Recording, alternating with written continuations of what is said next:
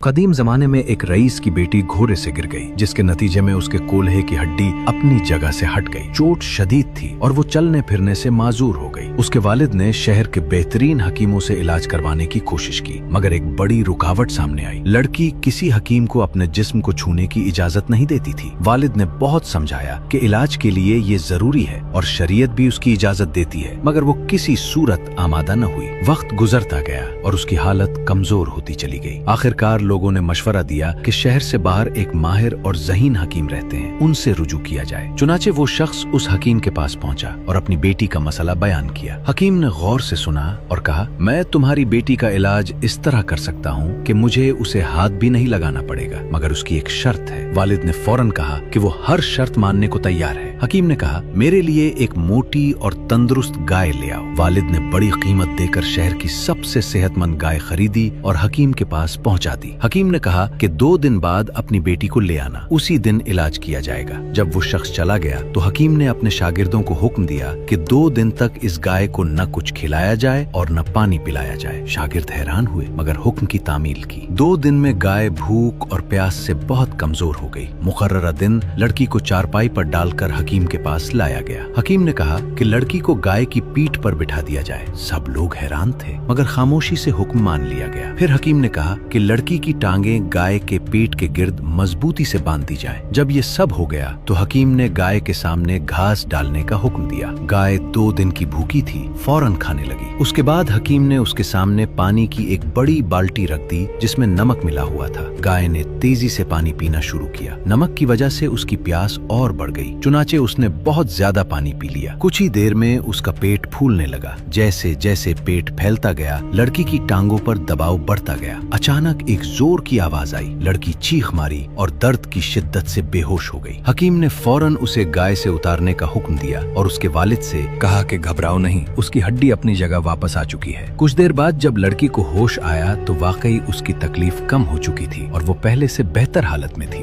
ये गैर मामूली इलाज बू अली सीना की ज़हानत और महारत का नतीजा था, जिनका नाम बाद में पूरी दुनिया में इल्म और हिकमत के हवाले से मशहूर हो गया।